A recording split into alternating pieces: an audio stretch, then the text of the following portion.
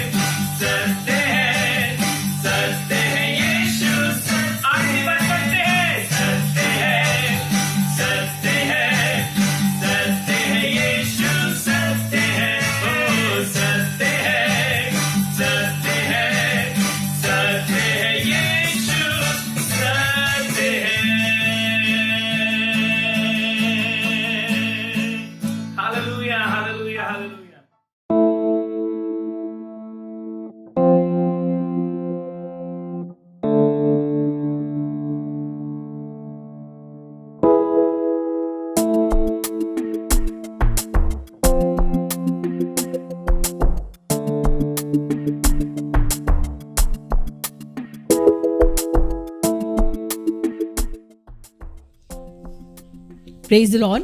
परमेश्वर का धन्यवाद करते हैं इस समय के लिए जब मैं और आप परमेश्वर की उपस्थिति में बैठकर उस वचन से आशीष प्राप्त करें जो परमेश्वर ने आज के दिन के लिए हमारे लिए रखा है।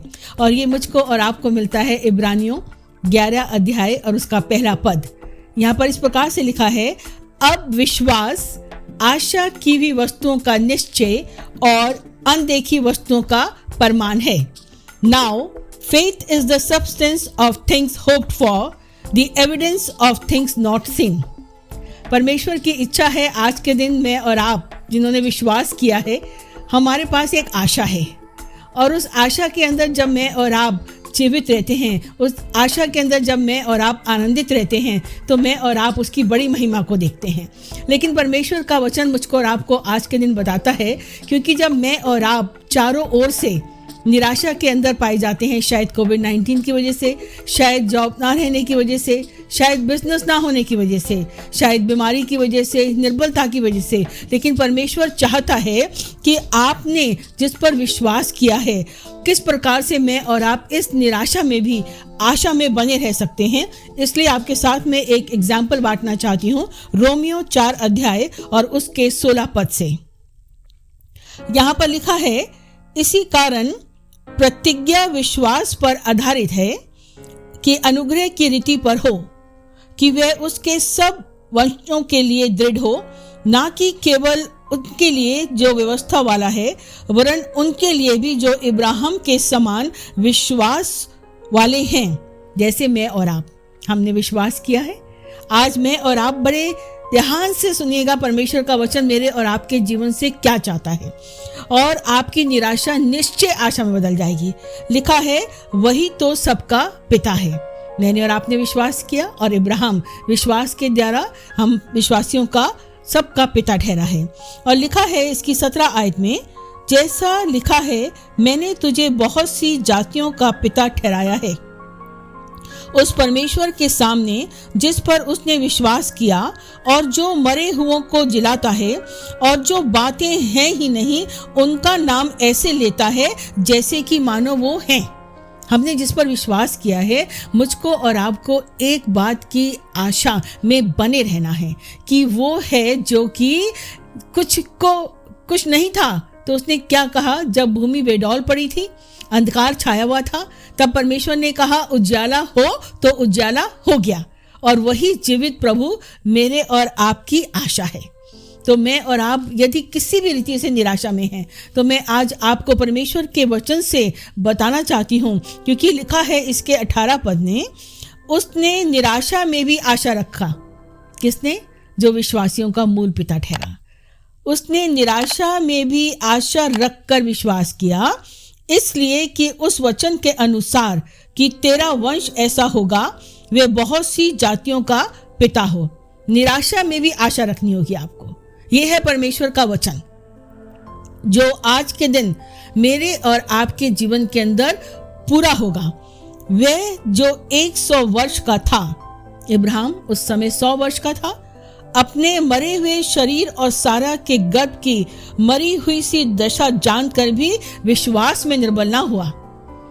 आपने जब विश्वास किया है और आपने आशा की है कि परमेश्वर तू ही मेरे लिए सब कुछ पूरा करेगा, तो वो करेगा। आशाहीन ना हो। चारों ओर से चाहे निराशा है और ये सही है, लेकिन सच्चाई क्या है, मुझको और आपको निराशा में भी आशा रखनी है और वो विश्वास में निर्बल ना हुआ और ना अविश्वासी होकर परमेश्वर की प्रतिज्ञा पर संदेह किया। आशाहीन ना हो और संदेह ना करें, संपूर्ण मन से विश्वास करें, तो मेरे और आपके लिए भी जैसा इब्राहिम के साथ हुआ, मेरे और आपके साथ में भी होगा। पर विश्वास में दृढ़ होकर परमेश्वर की महिमा की। आशाहीन ना हो, संदेह ना करें और विश्वास में दृढ़ रहें, तब मैं और आप उसकी महिमा को देखेंगे। और 21वीं आयत में लिखा है, और निश्चय जाना कि जिस बात की उसने प्रतिज्ञा की है वह उसे पूरा करने में समर्थ है। जब आप आशाहीन नहीं होंगे, संदेह नहीं करेंगे, विश्वास में दृढ़ रहेंगे, उसकी महिमा की आशा के लिए आप इंतजार करेंगे, तो निश्चय मैं आपको परमेश्वर के वचन से बताना चाहती हूँ कि वह जो प्रतिज्ञा पूरा करने में सामर्थी है, वह आपके और मेरे जीवन में पूरा करेगा। इस कारण वह उसके लिए धार्मिकता गिना गया। विश्वास के पिता इब्राहिम के लिए धार्मिकता गिना गया, और यह वचन विश्वास उसके लिए धार्मिकता गिना गया। ना केवल उसके लिए लिखा गया, वरन हमारे लिए भी। मेरे साथ बोलिए, हमारे लिए भी, जिसके लिए विश्वास धार्मिकता गिना जाएगा। अर्थात हमारे लिए जो उस पर विश्वास करते हैं, जिसने हमारे प्रभु को मुर्दों में से जिलाया, वह हमें भी जिलाएगा। जिसने यीशु मसीह को मुर्दों में से जिलाया, वह हमें भी जिलाएगा। तो क्या करें? इस निराशा के समय में आशा रखें, परमेश्वर के वचन पर आशा रखें, परमेश्वर की सामर्थ पर आशा रखें, और विश्वास में निर्बल ना हो, विश्वास में दृढ़ होकर संदेह ना करें कि मेरा परमेश्वर मेरे लिए सब कुछ पूरा करेगा। वो मेरी जॉब को रिस्टोर करेगा, वो मेरे बिजनेस को रिस्टोर करेगा, वो मेरी हेल्थ को रिस्टोर करेगा, वो मेरे रिलेशनशिप को रिस्टोर करेगा, वह मेरे परिवार को रिस्टोर करेगा। क्योंकि यह जीवित वचन मेरे और आपके जीवन के अंदर पूरा होगा। कब? जब मैं और आप क्या करें? अब आज के दिन की बात कर रहा है प्रभु। टुडे, कल की नहीं, पास्ट की नहीं, फ्यूचर की नहीं, वो आज कह रहा है कि आज ये काम होगा। अब विश्वास आशा की हुई वस्तुओं का निश्चय और अनदेखी वस्तुओं का प्रमाण है। जिन बातों की आपने आशा की है, और अगर नहीं की है तो जब वचन को सुन रहे हैं तो निराशा में आशा रखें कि मेरा प्रभु मेरे लिए सब कुछ पूरा करेगा। और निश्चय जाने, अय्यूब का तो सब कुछ खत्म हो गया था, लेकिन उसने क्या कहा? मुझे तो निश्चय है कि मेरा छुड़ाने वाला जीवित है, और इसी पृथ्वी पर मैं उसके हाथ के किए हुए उद्धार के दर्शन को देखूंगा। और उसने देखा। निश्चय जानना है, संदेह नहीं करना। तब परमेश्वर की महिमा मेरे और आपके जीवन के अंदर व्यक्तिगत रूप से, पारिवारिक रूप से, हमारे नगर में, हमारे शहर में, हमारे देश में, इस पृथ्वी पर, पूरे संसार पर मैं और आप उसकी महिमा को देखेंगे। क्योंकि यह परमेश्वर का जीवित वचन हम में से हर एक के लिए है। जैसा कि रोमियो 5:5 में लिखा है, और आशा से लज्जा नहीं होती। You will not be put to shame. परमेश्वर का वचन है, और लिखा हुआ है, और आशा से लज्जा नहीं होती, क्योंकि पवित्र आत्मा जो हमें दिया गया है, उसके द्वारा परमेश्वर का प्रेम हमारे मन में डाला गया है। ये आशा जो है, ये हमें परमेश्वर के पवित्र आत्मा के द्वारा जो हमारे अंदर प्रेम डाला गया है, उस प्रेम पर हमारा इतना विश्वास है। परमेश्वर जो प्रेम है, जिस पर हमारी आशा है, वो हमें लज्जित नहीं होने देगा। क्योंकि ये परमेश्वर का जीवित वचन है, जो देधारी होगा, जो प्रभावशाली होगा मेरे और आपके जीवन के अंदर। और लिखा हुआ है रोमियो 8:24-25 में, इस आशा के द्वारा हमारा उद्धार हुआ है। परंतु जिस वस्तु की आशा की जाती है, जब वह देखने में आए तो फिर आशा कहाँ रही? क्योंकि जिस वस्तु को कोई देख रहा है, उसकी आशा क्या करेगा? जैसे हमें ये बात का मालूम चला कि भाई इस संडे को लाल प्रचार करेंगे, हमें आशा थी कि हम उनके प्रचार को सुनेंगे। लेकिन जब आप देख रहे हैं कि वचन का प्रचार हो रहा है, तो आपकी आशा पूरी हो रही है। उसी प्रकार से, परंतु जिस वस्तु को हम नहीं देखते, यदि उसकी आशा रखते हैं, तो धीरज से उसकी बाट भी जोते हैं। जब आशा रखते हैं, तो मैं आपको बताऊं, हम लज्जित नहीं होंगे। जब आशा रखेंगे तो हमें धीरज धरना पड़ेगा, और उस आशा के द्वारा जो उसकी महिमा प्रकट होती है। मैं आपके साथ में एक वचन से बांटूंगी, दूसरा राजा 4 अध्याय और उसके 18 पद से। यहाँ पर एलीशा और शुनेम वासी धनी स्त्री का जिक्र है, जिसे हम सब जानते हैं। और यहाँ पर परमेश्वर के दास एलीशा के प्रार्थना के द्वारा इसने संतान प्राप्त करी, इसके पुत्र हुआ। लेकिन आप सब जानते हैं कि पुत्र मर गया। उसने एक काम करा, तब उसने परमेश्वर के भक्त की खाट पर उसे लिटा दिया जहां एलीशा रहता था, और निकलकर द्वार बंद कर दिया और नीचे उतर आई। तब उसने अपने पति से पुकार कर कहा, मेरे पास एक सेवक और एक गधी तुरंत भेज दे कि मैं परमेश्वर के भक्त के यहाँ झटपट जाऊं। उसने कहा, आज तू उसके यहाँ क्यों जाएगी? आज ना तो नए चांद का और ना विश्राम का दिन है। उसने कहा, कल्याण होगा। पुत्र उसका मर चुका है, लेकिन सुनेम वासी स्त्री मां क्या कह रही है? कल्याण होगा। एक बड़ी आशा है उसको कि जिसने मुझे पुत्र दिया है वह मेरे मरे हुए बच्चे को जीवित करने की सामर्थ्य रखता है। उसने नहीं कहा अपने पति से कि अरे बेटा मर गया है, मैं जा रही हूं उसके बाद। नहीं, उसने कहा कल्याण होगा। तब उस स्त्री ने गधी पर काठी बांधकर अपने सेवक से कहा, हाँके चल और मेरे कहे बिना हाँकने में ढिलाई ना करना। परमेश्वर के जीवित वचन पर विश्वास करने के द्वारा ना तो मैं और आप परमेश्वर के भवन में जाने में ढिलाई बख्शे, ना वचन पढ़ने में ढिलाई बख्शे, ना प्रार्थना करने में ढिलाई बख्शे, ना विश्वास करने में ढिलाई बख्शे। बस एक काम करें, आशा के अंदर परमेश्वर पर विश्वास रखकर, और उसने कहा तू बस जैसा मैं तुझसे कहूँ वैसा दो, चलता जा और हाँके चल। तो वे चलते चलते कमरेल पर्वत को परमेश्वर के भक्त के निकट पहुंची। उसे दूर से देखकर परमेश्वर के भक्त ने अपने सेवक गेजी से कहा, देख उतर तो वे शुम्रेन है, अब उससे मिलने को दौड़ जा और उससे पूछ कि तू कुशल से है, तेरा पति कुशल से है, तेरा पुत्र कुशल से है। पूछने पर स्त्री ने कहा, सब कुशल से है। कैसे मृतक अवस्था के अंदर भी वो आशाहीन नहीं हुई, उसने कहा सब कुशल से है। पति से कहती है कल्याण होगा, ऑल इज वेल, और गेजी से कह रही है सब कुशल से है। और उसके यहां पर पहुंचकर उससे कहने लगी कि झट तू चल, सब कुशल से है। और जब वह उसके घर पहुंचा तो देखा कि उसका पुत्र मरा हुआ था, लेकिन वह आशाहीन नहीं हुई और निरंतर कहती रही कल्याण होगा, कल्याण होगा, कल्याण होगा। और उसकी आशा, उसका पुत्र जो मर चुका था, एलीशा कमरे में गया, कमरा बंद किया, प्रार्थना करी और पुत्र जीवित हो गया। हालेलुया।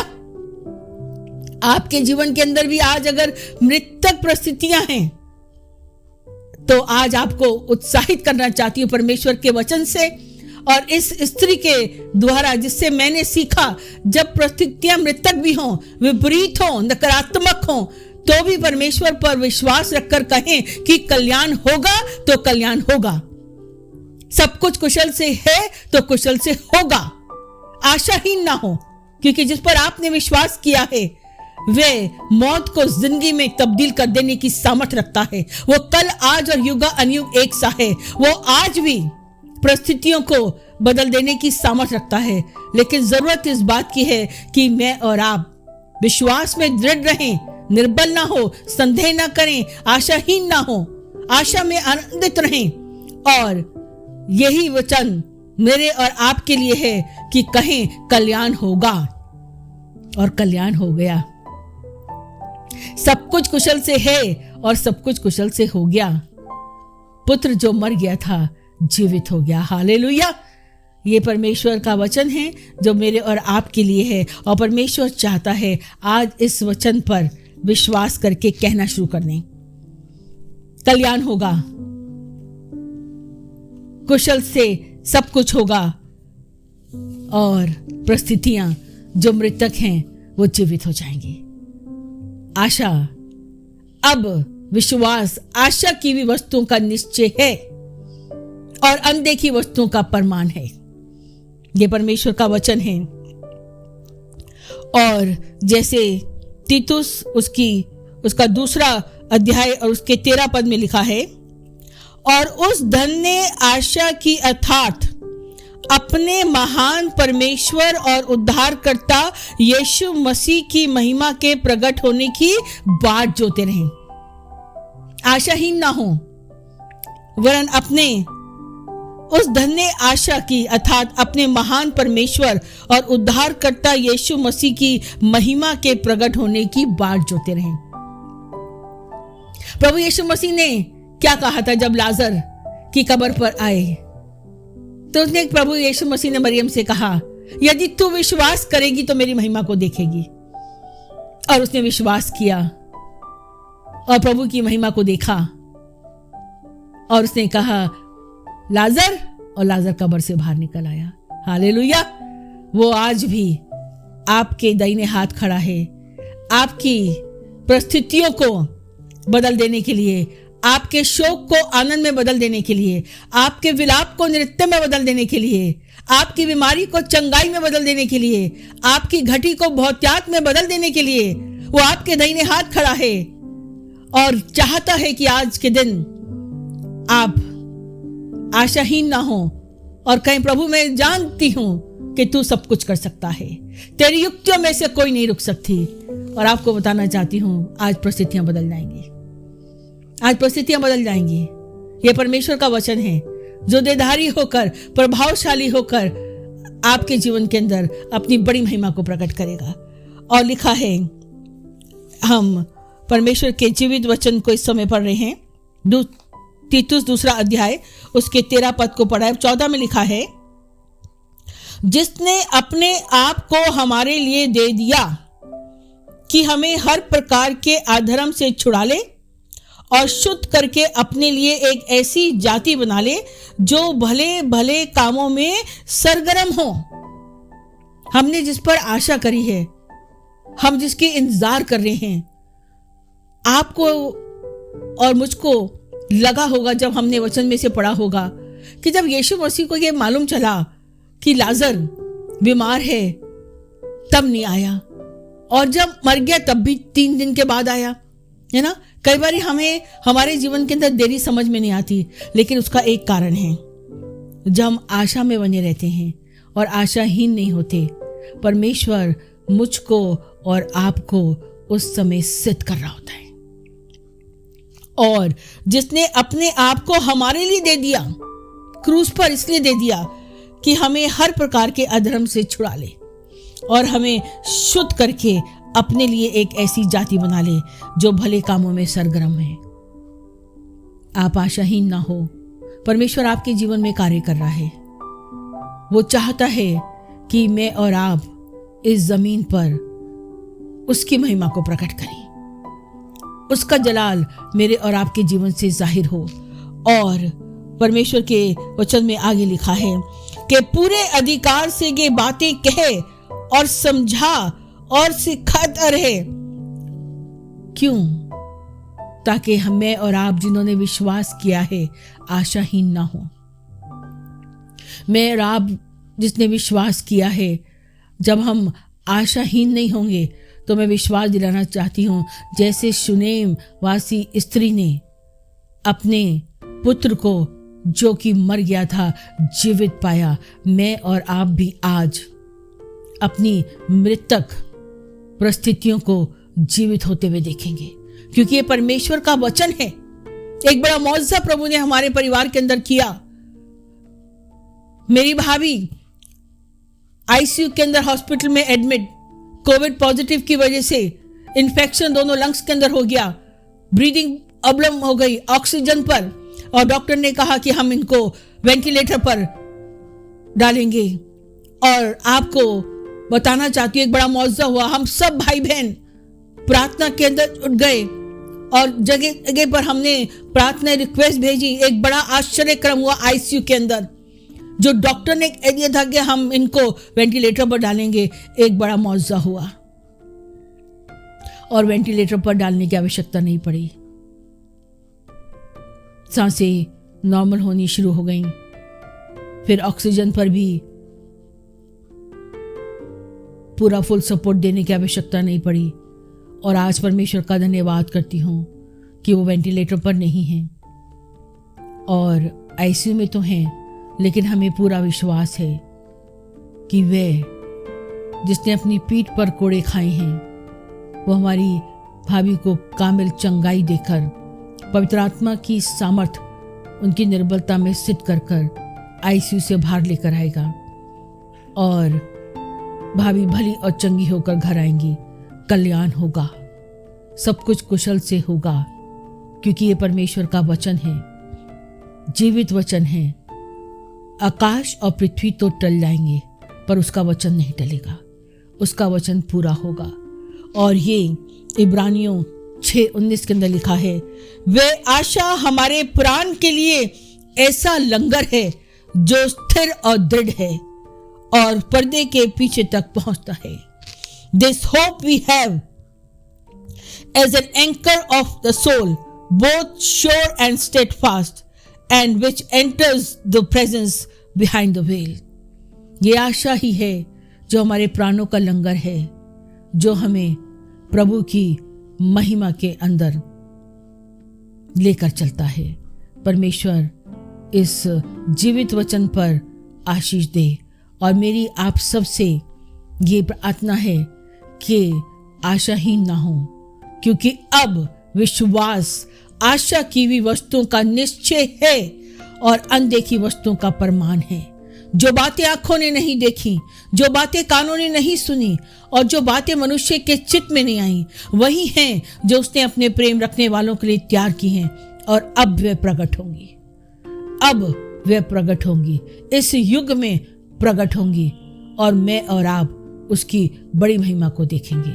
और उसकी वो महिमा प्रकट होगी कि दुनिया देखकर कहेगी कि यह तो परमेश्वर की ओर से हुआ है और हमारी दृष्टि में अद्भुत है। God bless you. Be hopeful in Christ and you shall see His glory. God bless you. Praise Lord. मैं विश्वास करता हूं परमेश्वर ने अपने वचन से आज के दिन में मुझे और आपको बरकत दी है। जब आपने उसके वचन को सुना है तो यकीनन विश्वास रखिए, यकीनन अपनी आशा को घटने मत दीजिए, अपनी आशा को निराशा में तब्दील मत होने दीजिए, क्योंकि आशा आपकी इंसान पे नहीं, आपका भरोसा किसी मनुष्य पे नहीं, आपकी आशा आपके परमेश्वर की ओर से है। अब्राहम के विषय में आपने सुना कि किस प्रकार से उसने निराशा में भी आशा रखी और इसीलिए वो मेरा और आपका विश्वासियों का पिता कहलाता है। मालूम, निराशा में आशा अब्राहम ने कहाँ रखी और किस बात पे रखी? अगर आप मेरे साथ में निकाल लें इब्रानियों और उसका 11वां अध्याय, इब्रानियों उसका 11वां अध्याय और उसकी 10वीं आयत में आपके सामने पढ़ने वाला हूं। For he was looking forward to the city that has foundations, whose designer and builder is God, क्योंकि वह उस स्थिर नींव वाले नगर की बाट जोता था जिसका रचने वाला और बनाने वाला परमेश्वर है। स्थिर बुनियाद है उसकी, हालेलुया, जिसका बनाने वाला और रचने वाला अर्थात परमेश्वर है। और कोई उस दुनिया को आपके लिए रच नहीं रहा, कोई उस जगह को आपके लिए बना नहीं रहा, परमेश्वर यहोवा आपके लिए उस जगह को बना रहा है। अगर आपको विश्वास रखना है, अगर आपको आशा रखनी है, तो परमेश्वर यहोवा पे अपनी आशा को बना के रखिएगा, क्योंकि वो आपकी आशा को निराशा में तब्दील बिल्कुल नहीं होने देगा। आप विश्वास करिए, आपका परमेश्वर यहोवा आपके लिए सब कुछ करेगा। मैं आपके लिए दुआ करने जा रहा हूं और मैं विश्वास करता हूं ये वचन जब आप अपने दिल में उतार लेंगे, जब आप अपने दिमाग में इसको याद रखेंगे, अपने दिल की पट्टियों पर लिख लेंगे, तो ये वचन परमेश्वर का आपको बरकत देगा। आइए दुआ करें।